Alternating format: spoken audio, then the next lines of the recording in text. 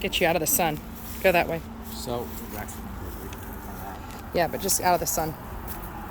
So, speaking to Lieutenant Neal with the Grand County Sheriff's, I was a little disturbed. It didn't seem like he really cared about people with their opinions or any information given to them. It doesn't seem like they're out there actively investigating this case, particularly Crystal's side of the family. They're left in the dark. It is very concerning.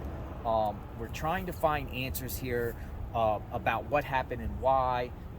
He didn't want to really tell us anything, and he didn't want to wasn't really receptive about, taking information, which, we have a lot of information, but he didn't even really want to hear it. He didn't really want to know much about what we know. And that's a concern, because this crime is not solved.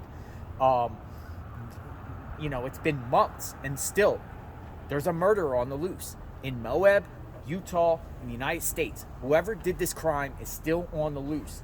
And whether they know and they just don't have the evidence, or they don't know but they don't want to take any information from us, that from information that we know, is very disturbing. I'm very disturbed by this. And he wasn't nice. He wasn't welcoming. It just seems like he's like, well, go out there and find the killer. See you later. I'm out. Like, who, these are two human beings.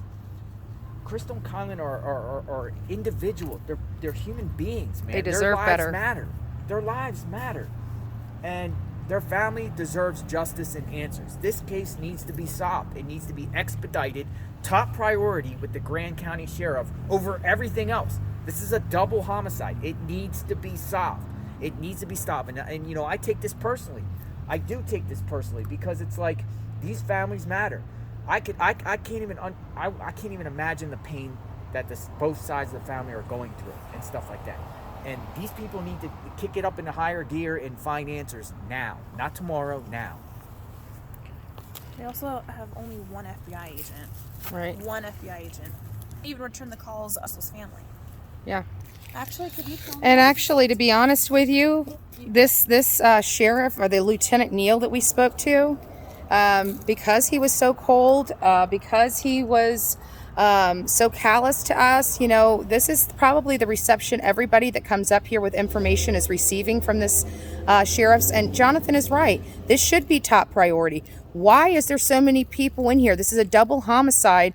And you know what? There could be a local here killing people. They know more information. They're not arresting them. Maybe they're collecting more evidence.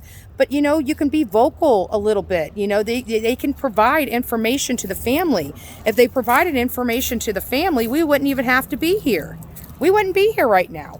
So what I recommend I'm going to do, I'm going to the public library and I'm printing out pictures of Kylen and Crystal, and I'm going to go around Main Street here and share it with any local. Have you seen, do you know what happened?